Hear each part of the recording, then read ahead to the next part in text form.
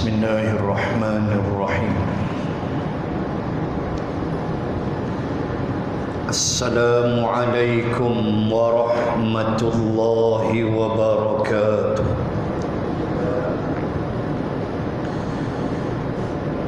الحمد لله رب العالمين، وبه نستعين على أمور الدنيا والدين. أشهد أن لا إله إلا الله وحده لا شريك له، وأشهد أن سيدنا محمدًا عبده ورسوله، صلاة وسلاما على رسول الله وعلى آله وصحبه أجمعين. سبحانك لا علم لنا إلا ما علمتنا، إنك أنت العليم الحكيم. بسم الله ما شاء الله، لا حول ولا قوة إلا بالله العلي العظيم. أما بعد، أعوذ بالله من الشيطان الرجيم. وقل رب زدني علما. صدق الله العظيم. Dan katakan olehmu wahai Muhammad sallallahu alaihi wasallam, wahai Tuhan, tambahkanlah ilmu kepadaku. Yang saya hormati Tuan Haji Ibrahim, seluruh kepimpinan masjid, muslimin dan muslimat, semoga dirahmati Allah Subhanahu wa ta'ala.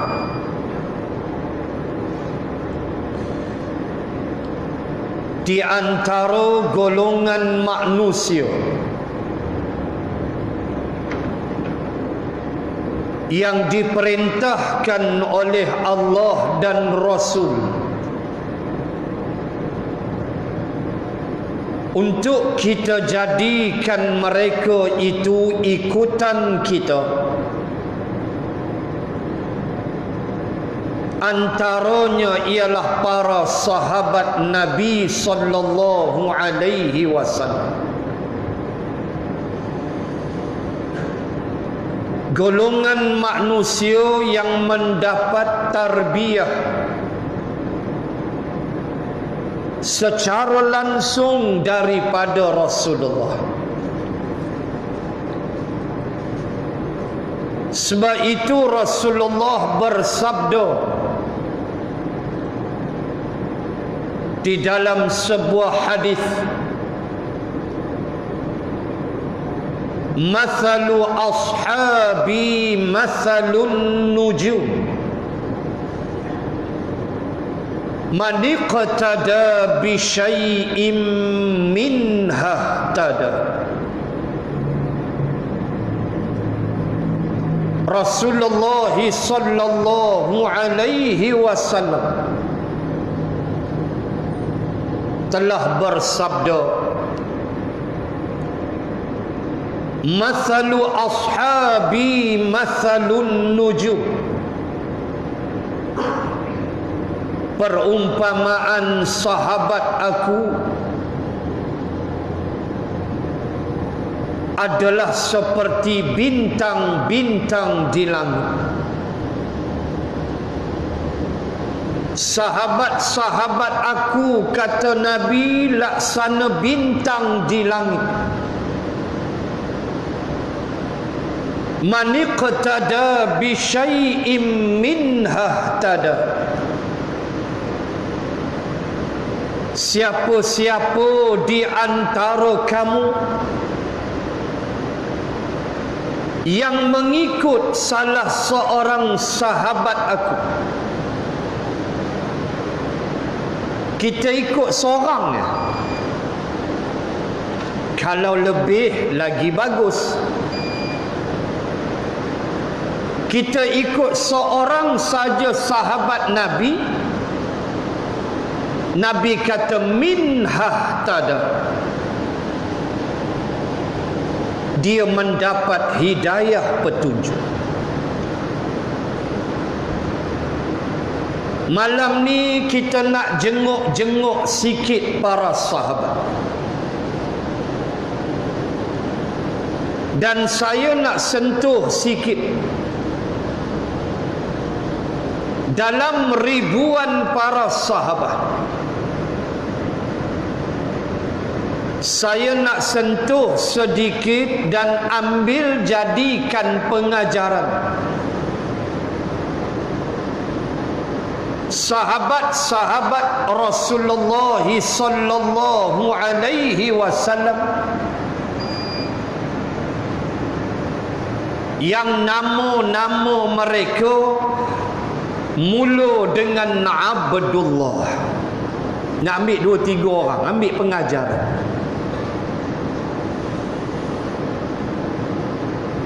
Kalau tuan-tuan muslimin muslimat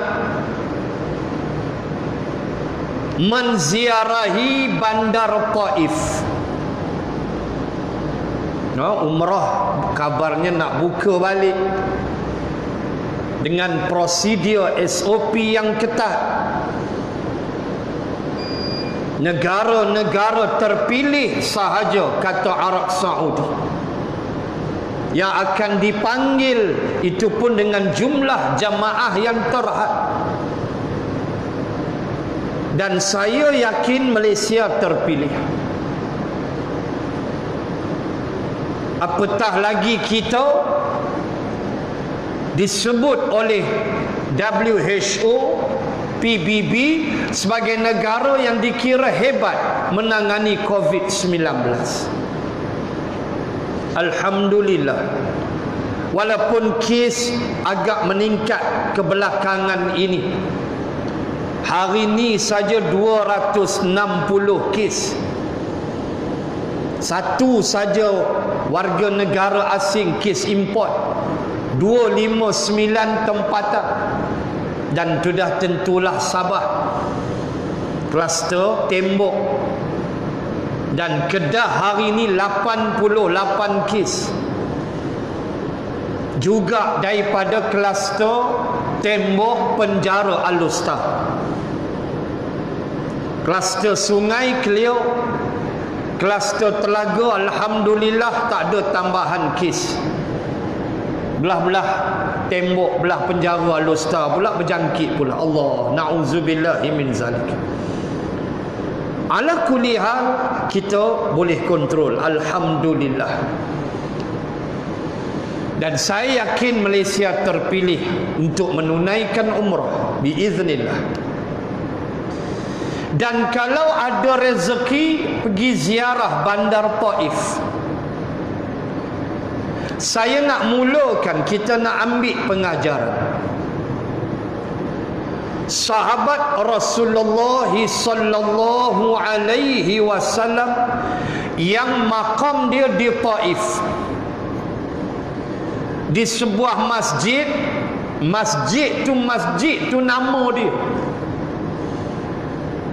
iaitulah Masjid Abdullah bin Abbas radhiyallahu anhum.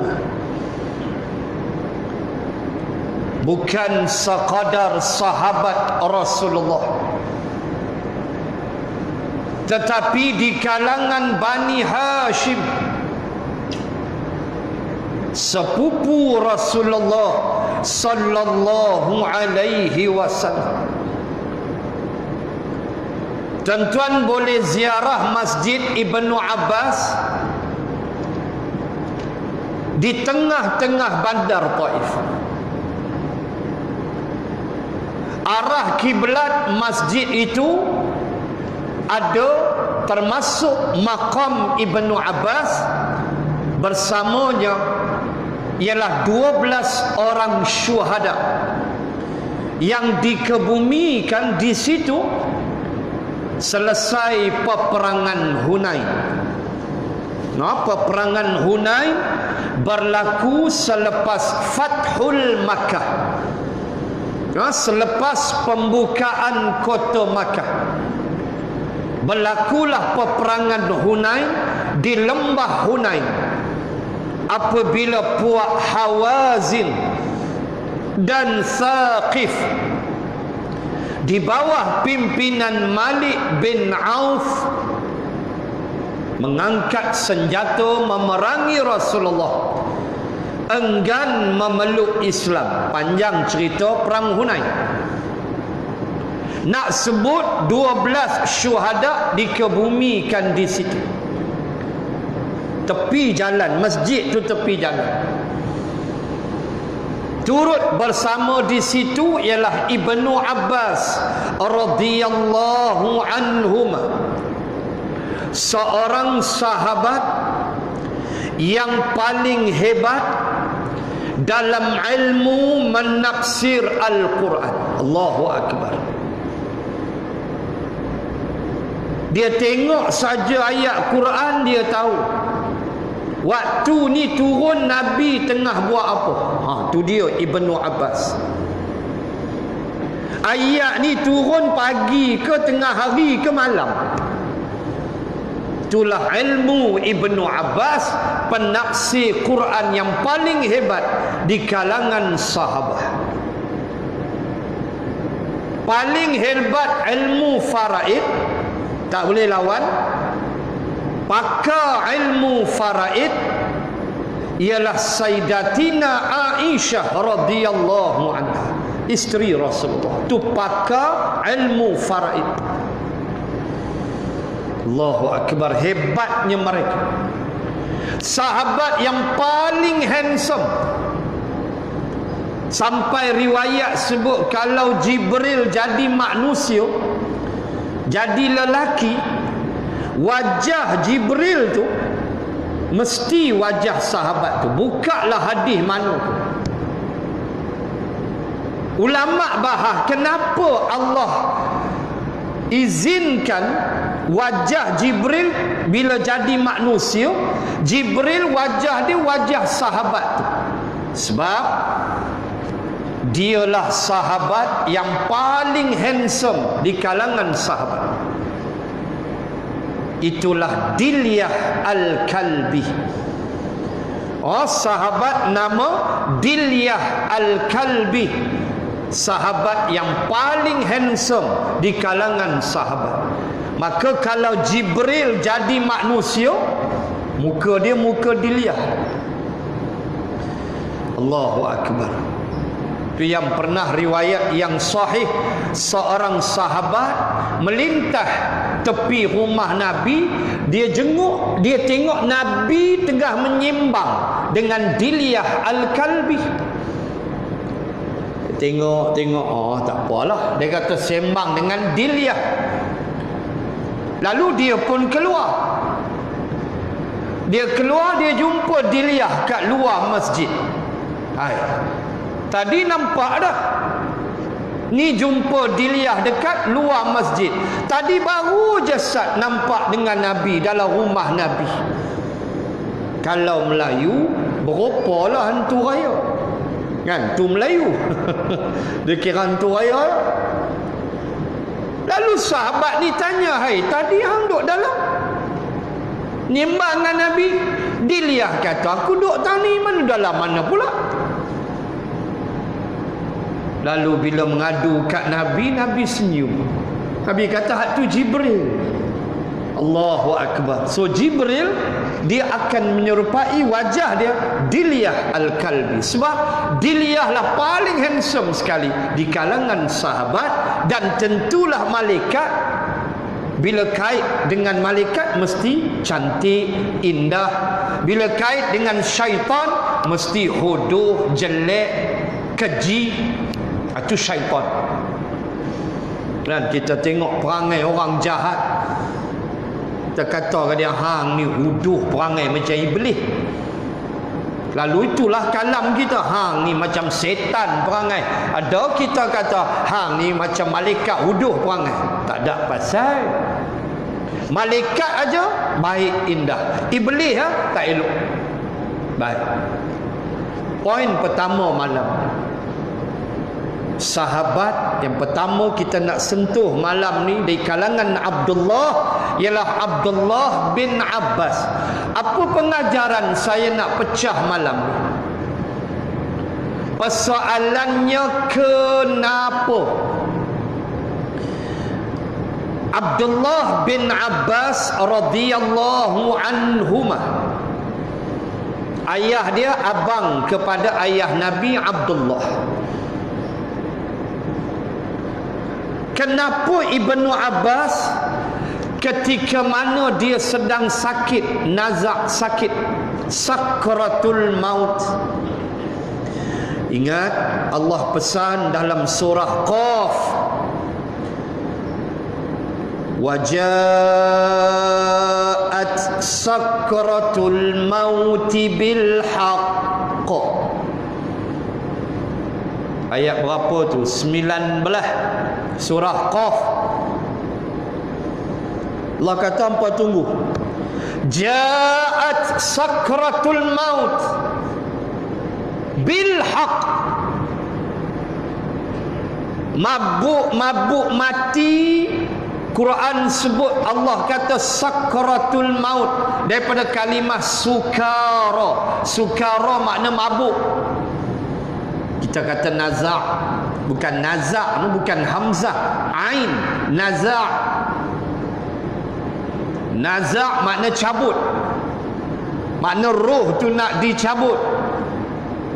Kita nazak, fahamlah nazak, hantam pi lah. Ni faham.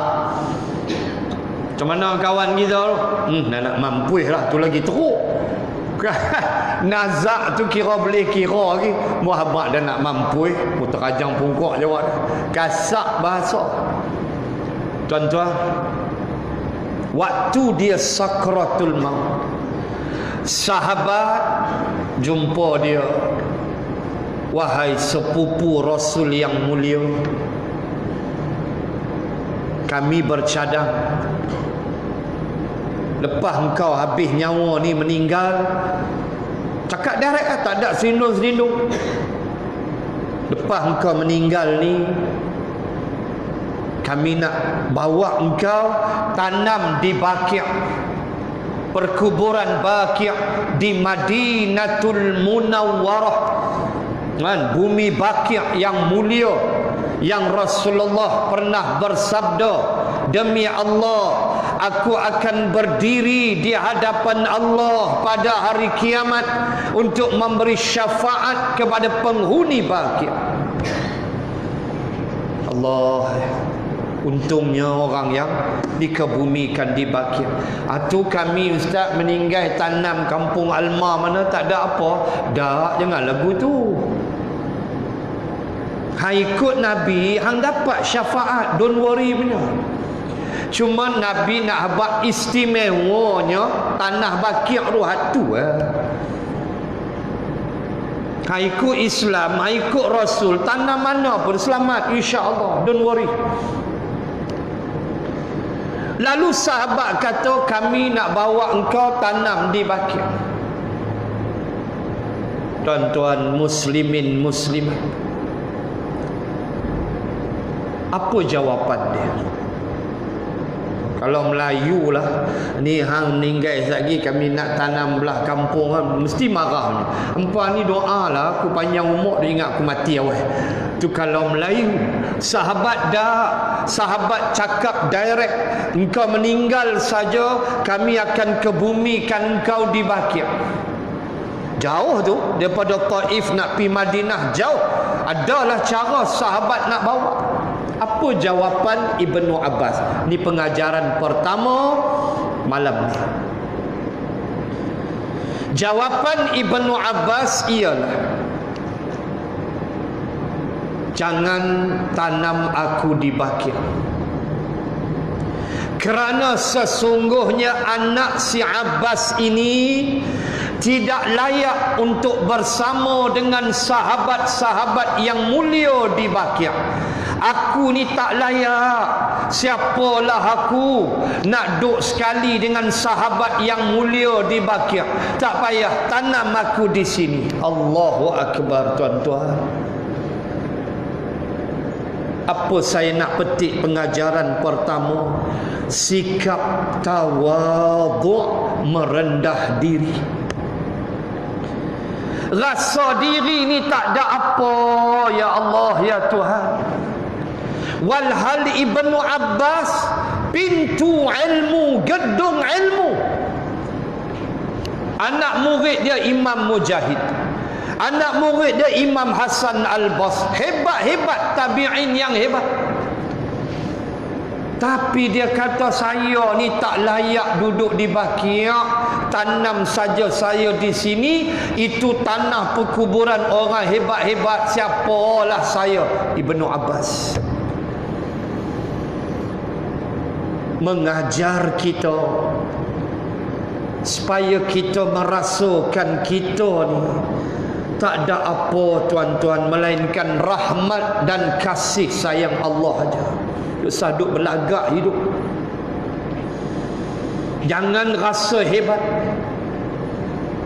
Wa yauma Hunainin idh a'jabatkum kathratukum falam tughni ankum syai'a wa dhaqat 'alaikumul ardu bima rahubat thumma wallaitum mudbirin.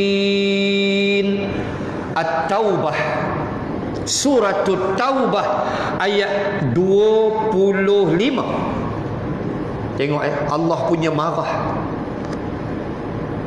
Jangan rasa kita hebat. Ringkas, apa yang Allah marah? Allah kata wa yauma Hunainin, pada hari peperangan Hunain, iz a'jabatkum kathratukum, ketika kamu merasa ta'jub. Dia mai ujub, dia mai rasa hebat. Hebat di sudut apa? Allah cerita kathratukum, oh jumlah kamu ramai dah. Tentera daripada Madinah 10,000 campur dengan Abu Sufyan hak baru masuk Islam 2,000, 12,000 lawan dalam perang Hunain. Puak Hawazin, puak Thaqif 3,000 kita 12 lawan 3. Kacang dia wujud. Allah marah.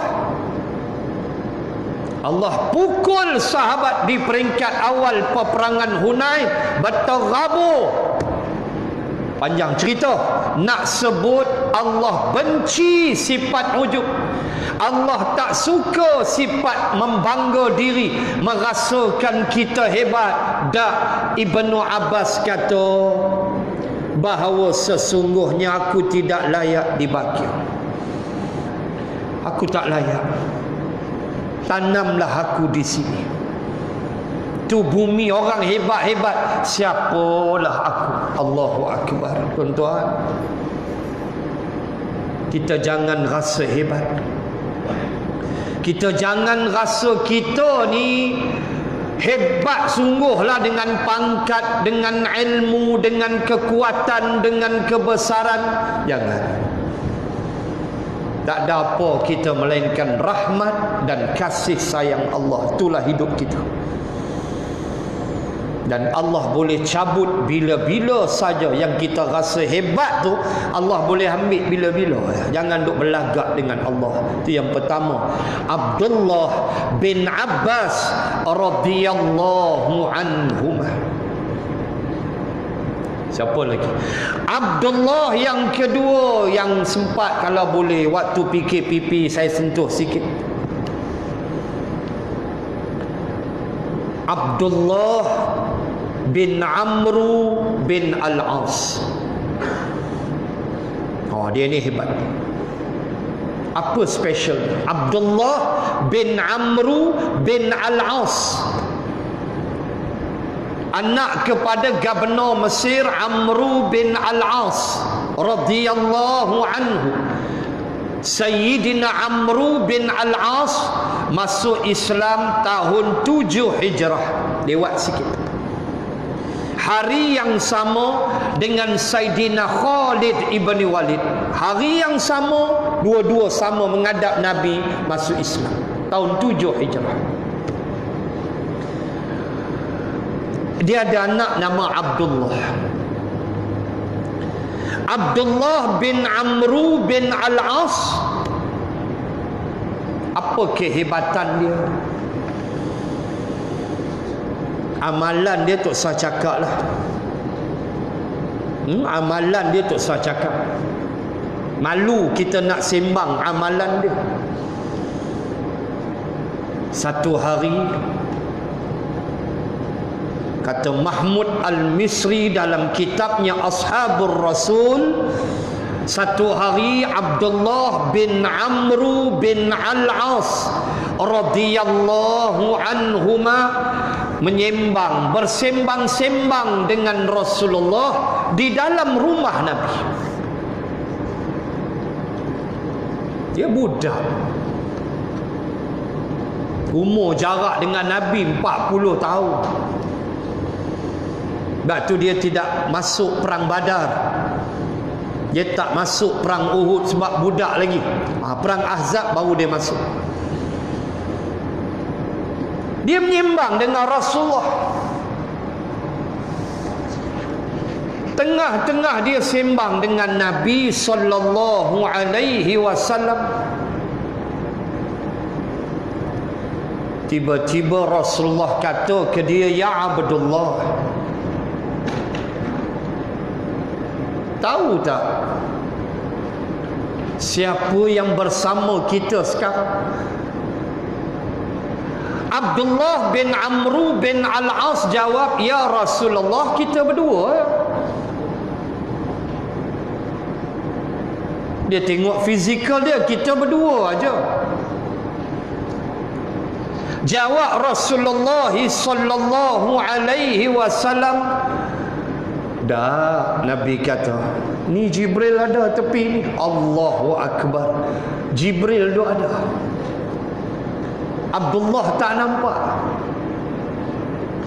Abdullah bin Amru bin Al-As dia tak nampak. Dia kata, "Jibril ada." Dia ada ni. Ada. Kata Nabi, "Ya Rasulullah, izinkan saya bagi salam dekat dia." Allahu Akbar. Satu-satunya sahabat Rasulullah yang bagi salam ke Jibril. "Ya Rasulullah, izinkan saya bagi salam ke dia." Nabi kata, "Sila." Abdullah bin Amru bin Al-As pun kata, "Assalamu alayka ya Jibril." Allah Allah. Hebat para sahabat. Selang beberapa waktu Nabi tersenyum. Nabi kata, "Ya Abdullah." Jibril jawab dah salam. Aduh tuan-tuan. Jibril menjawab salam Abdullah bin Amru bin Al-As, sahabat yang hebat, yang amalan dia tak tahu kita nak habaq, punyalah dahsyat. Puasa sunat dia, Quran dia, subhanallah.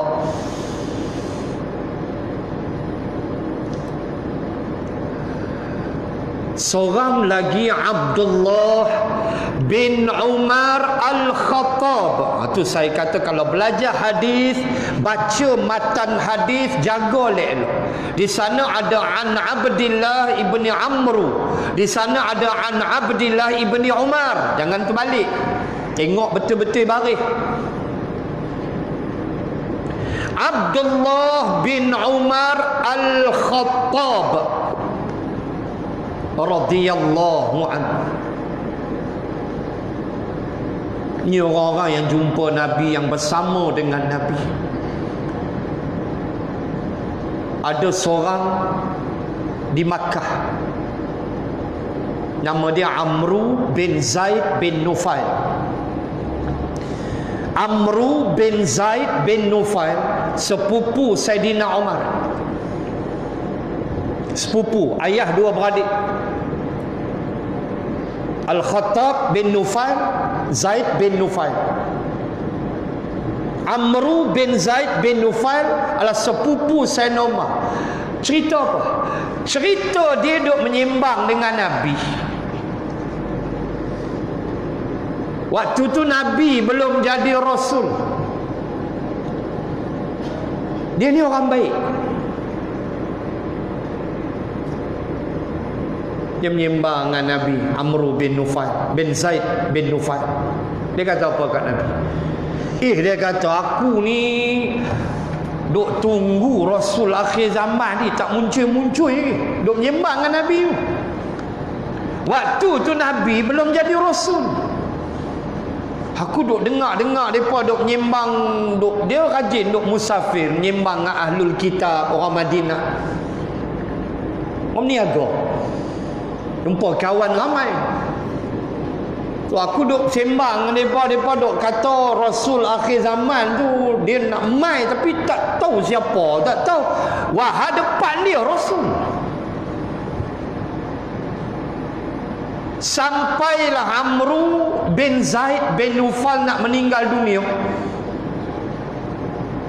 Dia pesan dekat seorang kawan dia, dia kata, kalaulah hang jumpa Rasul akhir zaman tu, engkim salam dekat dia. Ni Amru cukup hebat.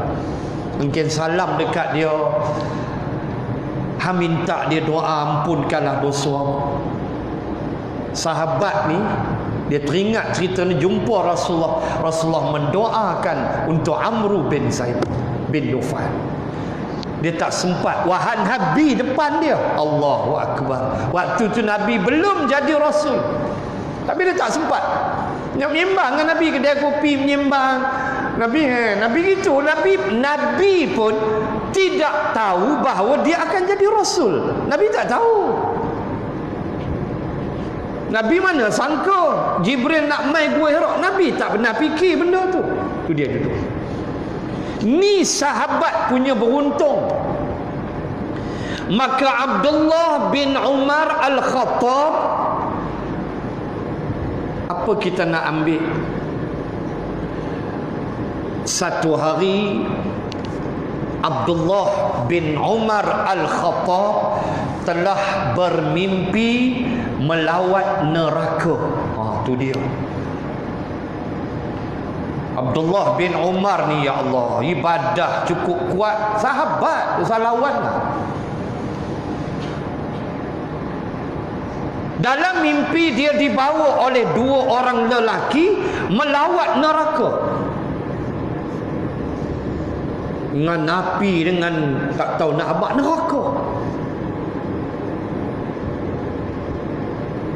Sehingga dia tersedar berpeluh-peluh. Saya kuliah di Tunjang hari Sabtu lepas, kuliah bulanan saya di Tunjang, Padang Limau, belah-belah Kok Diang. Habis kuliah nyimbang dengan anak murid tu, dia bos apa nama ni, toki petrol pump lah di Tunjang tu, toki minyak lah, nyimbang dengan dia. sambil makan nasi goreng sembang. Lepas tu Ustaz, kuliah hari Sabtu. Ustaz, Khamis lepas saya mimpi Ustaz. Mimpi apa? Mimpi mati. Mimpi saya mati. Mandi kapan? Aduh. Lepas tu masuk keranda. Pikul lah. Nak masuk dalam lahat, saya tersedar. Allahu Akbar. Ni peluh ni. Tu saya cakap. Saya kata kat dia, bang, abang tahu apa jadi? Allah pulangkan balik roh. Allah ambil lah tu. Tapi dengan kehendak Allah, waktu abang nak masuk lahat tu, Allah pulang balik roh. Tu yang sedap. Kalau tak makan nasi goreng kita malam, dia punya gelap. Ni kata mimpi. Ui, tuan-tuan jangan cari pasal tuan. Mimpi mati, mandi kapan? Ya Allah, ya Tuhan. Saya kata abang umur panjang. Tu dia umur panjang. Tu tara tak isap okok. Lupa pula okok. Tu tara tak isap okok. Muslimin dan muslimat.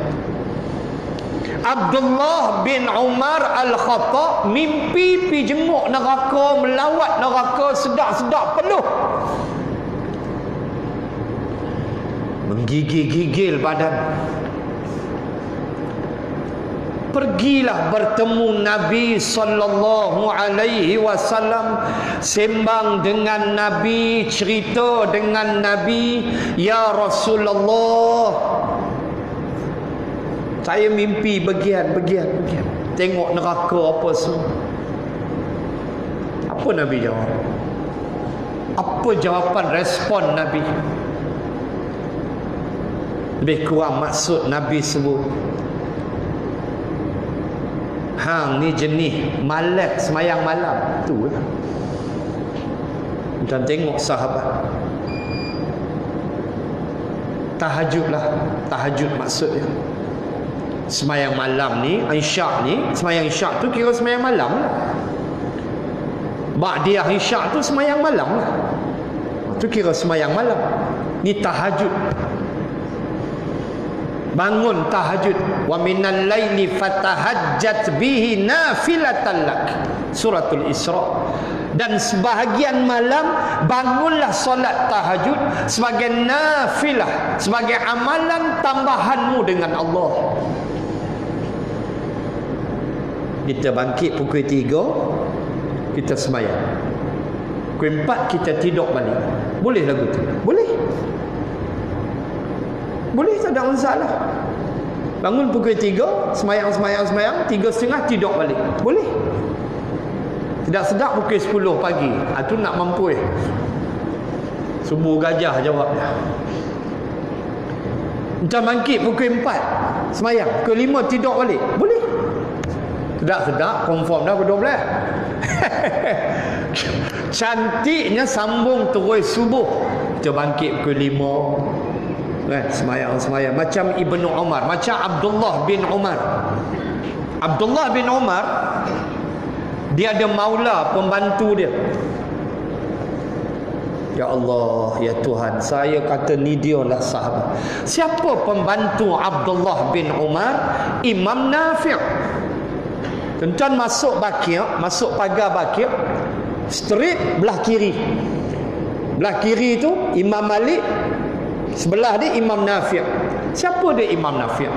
Imam Nafi' salah seorang guru Imam Malik. Tuan-tuan tolong fikir sekejap hebatnya sahabat. Imam Nafi' adalah maula Ibnu Umar. Pembantulah maula kata Arab, bantu kerja rumah apa semua. Nama dia Nafi'. Imam Nafi'.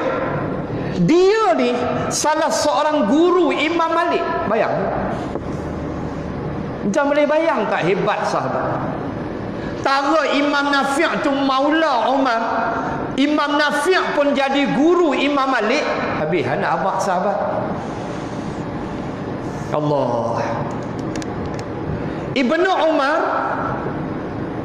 Apabila Rasulullah kata hang ni tu dia lah tahajud hang tak berapa rajin, sebab tu hang mimpi pi neraka. Astaghfirullah tuan-tuan. Kita tak tahajud lega. Pukul 5 bangkit, Allah tambah hujan lagu ni. Saya sampai terlepas ke depan, punya gelap. Wes pening-pening lah. Terlepas depan U-turn balik. Mampus kata. Wah, dah lalu dah masjid tadi. Punya lebat hujan, Masya Allah. Gelap tak nampak. Tuan-tuan, Ibnu Umar tak tahajud, Allah hantar mimpi masuk neraka. Ni level sahabat. Nabi kata hang tak jenuh tahajud. Mula pada malam tu dia tahajud tak tinggal sampai mati.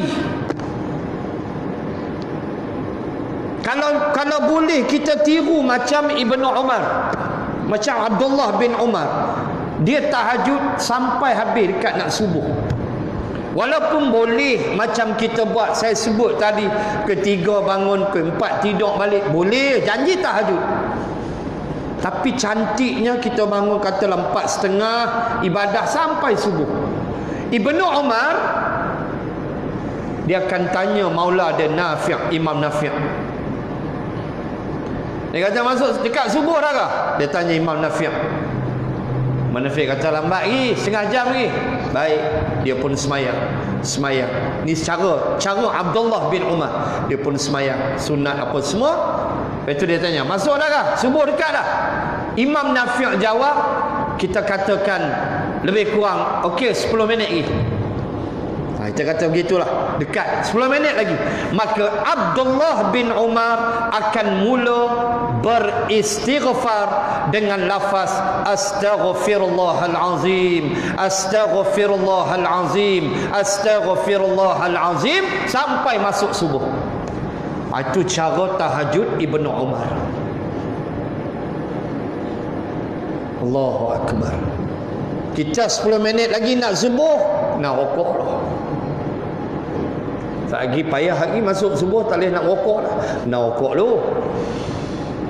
Allah, itulah Ibnu Umar. Abdullah bin Umar. Siapa lagi? Abdullah bin Salam radhiyallahu anhu. Dia ni Yahudi. Salah seorang pendeta Yahudi yang mengkaji Taurat dan mengkaji sifat-sifat Rasulullah. Yahudi kenal Nabi, tuan-tuan. Nabi masuk Yathrib, daripada Quba Nabi bergerak. Nabi bergerak daripada Quba, masuk saja Yathrib yang akhirnya jadi Madinah. Masuk saja Yathrib, kan orang sambut Nabi, turut sama sambut Nabi pendeta Yahudi. Antaranya Huyai bin Akhtab yang akhirnya anak dia Safiyah binti Huyai menjadi isteri Rasulullah. Huyai bin Akhtab ni kepala pemimpin Yahudi Bani Nadir. Nabi duk lalu atas unta, orang Madinah sambut. Huyai bin Akhtab tengok, lalu ada dia punya bodyguard sebelah kanan dia tarik jubah dia, tuan, ni ke orang dia, ni ke orang dia, tunjuk ke Nabi, ni ke orang dalam Taurah tu. Huyai bin Akhtab angguk dengan lemah, kata ya, ni orang. Bodyguard dia jawab, tuan, apa kita nak buat? Dia dah main dah, apa kita nak buat? Huyai bin Akhtab jawab, demi Allah, aku akan membunuhnya. Hari pertama Nabi sampai Yathrib, Yahudi berikrar nak bunuh Rasulullah. Tetapi tidak semua. Tidak semua. Seperti mana tidak semua, kata ulama, puak Quraisy, tidak semua yang membunuh, menanam anak perempuan hidup-hidup. Tak. Ini kena belajar dek. Dan ulama bersetuju. jangan kamu bankrupt di akhirat nanti apabila nanti Saidina Umar dakwa depan Allah, ya Allah, nilah dia mamat, nilah dia yang kata aku bunuh anak perempuan aku dulu. Ulama kata Umar tidak menanam anak perempuan. Kerana kata ulama, di antara puak Quraisy yang tidak mengamalkan menanam anak perempuan ialah puak Bani Adi bin Ka'ab. Bani Adi bin Ka'ab antaranya Umar Al-Khattab.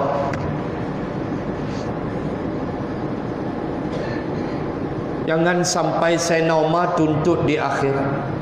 Hak sudah tu sudah. Jangan diulang. Ulama cukup marah. Sayyidina Umar tidak membunuh anak perempuannya.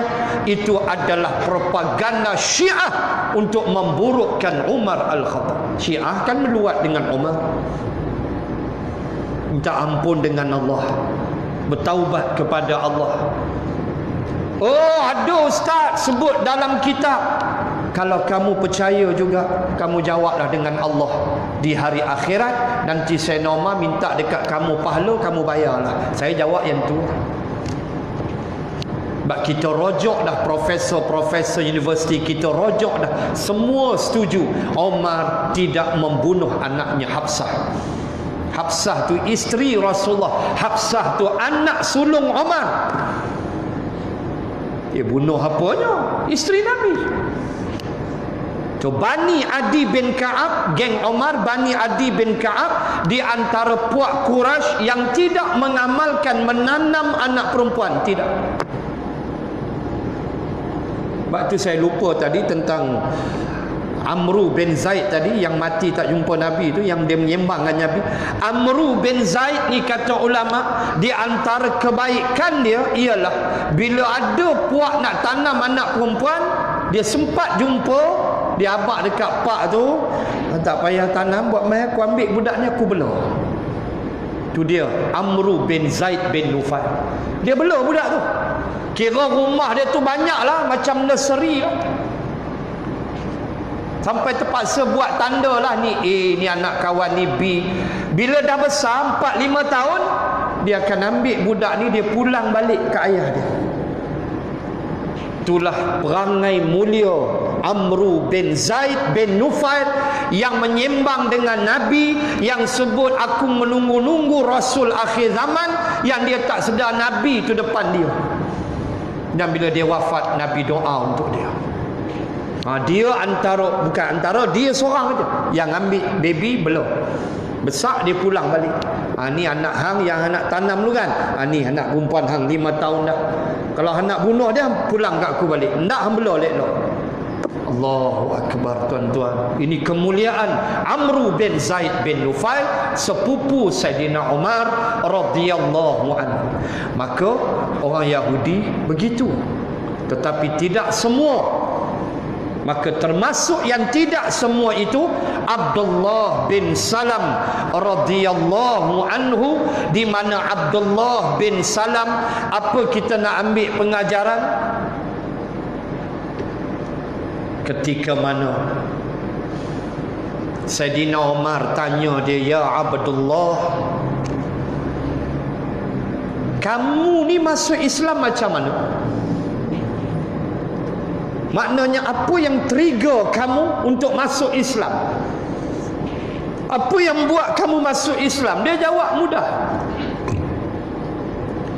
Dia kata, kerana aku melihat pada wajah Rasulullah, aku tengok aja wajah Nabi, tidak ada wajah seorang pendusta. Allah. Aku tengok muka Nabi, aku tahu bukan orang berdusta.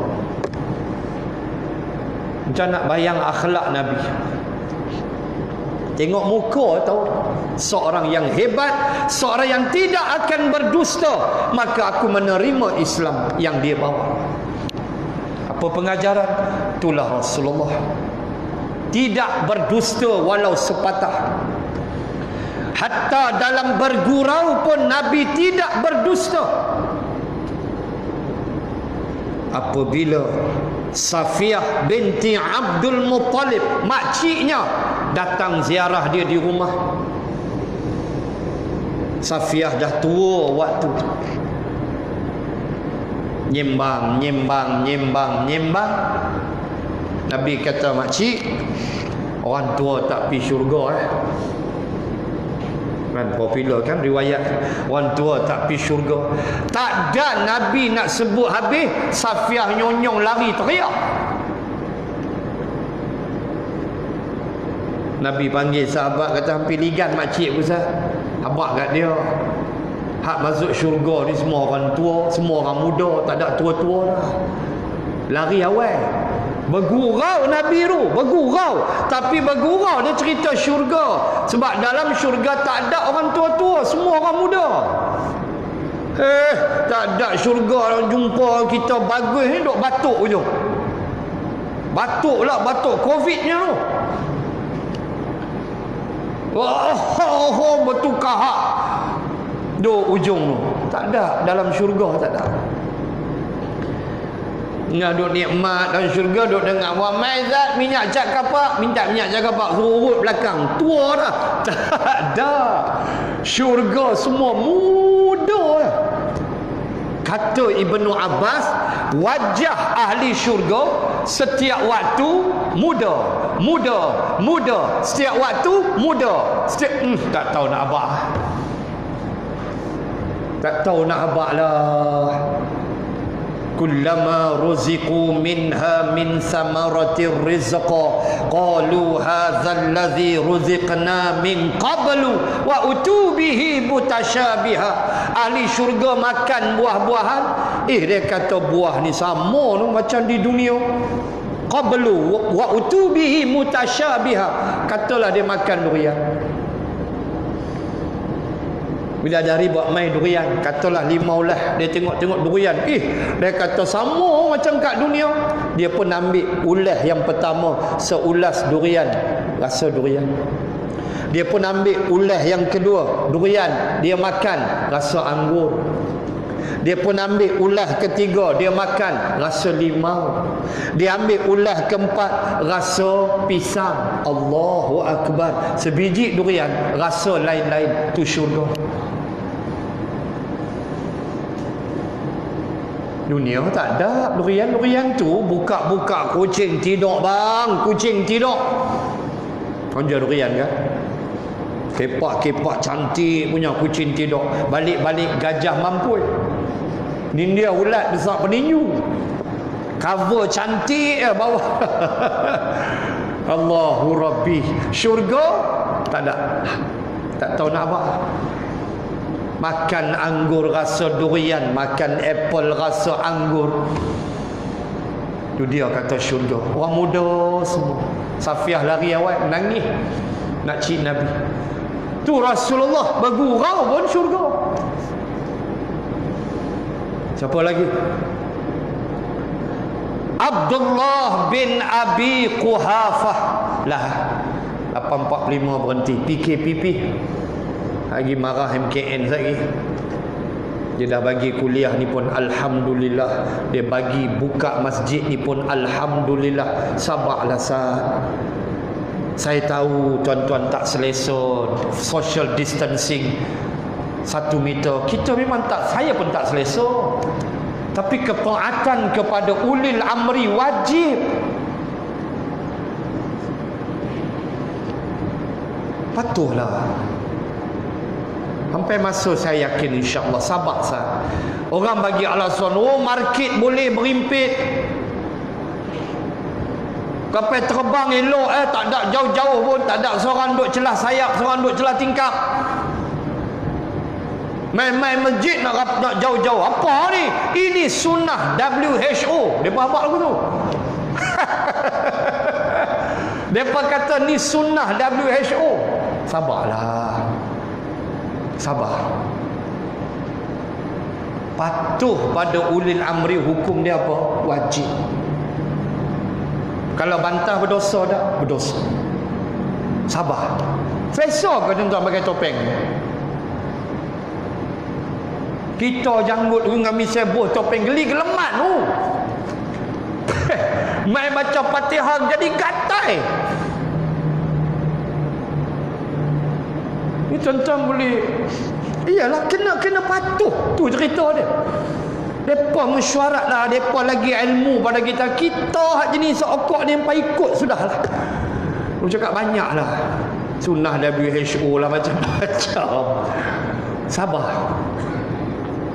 Last, Abdullah bin Abi Quhafah radhiyallahu anhu, atau lebih mesra kita panggil dengan Abu Bakrin radhiyallahu anhu, yang Nabi pernah sebut dalam hadis, "Lau kuntu muttakhizan khalilan lattakhadhtu Abu Bakrin." Atau kama qala rawahu Tirmizi, kata Nabi, kalaulah Allah izinkan aku menjadikan orang sebagai kekasih aku, nescaya aku melantik, aku ambil Abu Bakrin itu kekasih aku. Nak sembang Abu Bakrin, ya Rabb, Sayyidina Umar kata, aku kalah dengan Abu Bakrin. Pertama, Nabi tanya aku, harta hang tinggal banyak mana? Aku kata ada separuh, nisfu. Bahasa kampung nisfu, separuh. Tanya Abu Bakrin, lincin, tinggal Allah, tinggal Rasul, habis semua fi sabilillah. Aku tak boleh lawan Abu Bakrin, kata Umar. Aku baru nak bagi salam, aku baru ya, Abu Bakrin kum. Aku tak pernah mendahului dia dalam memberi salam sampai dia wafat. Kita buat bodoh pasal bukan geng. Memang tak kenal. Geng baru bagi salam. Tu kita. Rasulullah ajar apa? Hang bagi salam, sama ada hang kenal malam ta'rif, hang tak kenal ataupun hang kenal dia, hang bagi salam. Tu Nabi ajar. Kita hak kenal. Assalamualaikum, geng. Bagi pun tak betul. Assalamualaikum. Apa tu? Assalamualaikum. Apa tu? Assalamualaikum. Sebut dia elok. Assalam tu nama Allah. Assalamualaikum. Apa punya bagi salam dulu tu? Kena WhatsApp askum. Apa askum? Ingat Eskom tak? Tu Sabah punya. Askum. Apa ni? Salam cukup lah. Salam dot askum. Apa bagi lagu tu? Waalaikum. Apa tu? Bagi salam elok-elok. Kelia assalam nama Allah. Hang doa untuk dia. Waalaikum tu doa apa? Doa kunut benda. Abu Bakrin, Omar kata aku tak boleh lawan dia. Dengan harta aku kalah, dengan bagi salam aku kalah. Maka cukuplah kita nak sebut Abu Bakrin masuk syurga dengan Rasulullah sekali. Sampai ulama sebut lelaki yang tak sempat ambil kitab. Di tangan kanan tak dan kitab-kitab ni Abu Bakrin tak main, dah pergi syurga. Allah, tuan-tuan, apa kita nak tiru perangai dia? Membantu agama Allah. Sanggup susah demi Islam. Tidur dalam gua di Jabal Sur. Kita tidur gua pun tak pernah. Yang kita selalu buat tidur dalam kuliah. Yang tu memang sedap sebab sejuk, hujan lebat.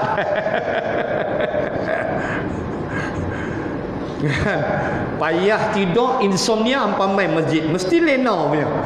Tambah khutbah Jumaat lagi cepat lena. Allah, kita tak pernah tidur gua, tak pernah.